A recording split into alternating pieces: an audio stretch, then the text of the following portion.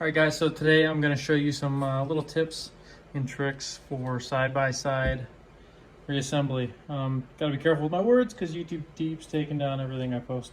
Anyways, the first thing, and this is kind of the main portion of this video, is assembling a hammer into a box lock when you have a very strong leaf spring like this. And it requires making a special tool, and this is the tool. I made this in gunsmithing school back in 2020, and I've used it twice this week. So it has been more than its weight in gold, and I'll show you how it works here in a second. I'm going to put it next to a ruler so that you guys can kind of get dimensions off it if you want to make one. I forget what book I got this out of. I think it was some like converting box locks to double rifles or something like that. The school had the book. I don't own the book yet, but yeah, made out of an old file. Before we get into how this works, you guys can pause this and get a screenshot to kind of get some dimensions and a rough outline of what this should look like. As you can see, this is just a kind of a rough tool. I thinned it out a little bit. Sorry to get that glare down. When you're talking about 1/8 of an inch wide.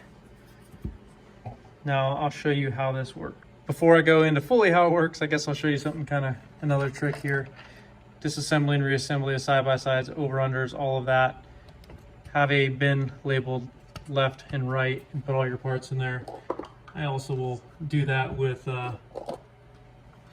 little trays like this too. It just helps you not get stuff confused and save time. It saves time in the long run. All right, so the main spring is going to go in like this, and your hammer is going to go in like that. I'm going to do the left side of the gun, right side facing upside down first. You're going to set it in. This ends up being almost impossible to do without this tool. So this is going to go through the slot up front, and you're just going to kind of work this down. You got to get that. You have to get that into the firing pin area, and once you get there, it'll kind of hang up a little bit.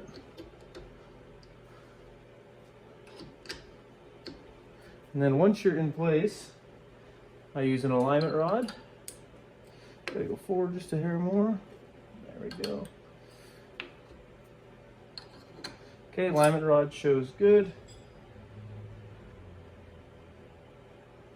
Now push the pin in.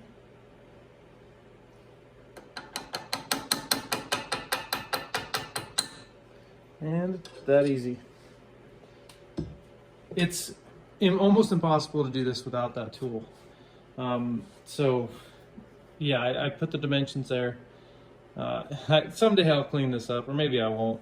I'd love to have a nice polished everything, but sometimes you gotta do the work, and sometimes you don't have the time to just do niceties on tools. But anyways, I hope you guys like the video, and hopefully that helps somebody, and hopefully YouTube doesn't take it down.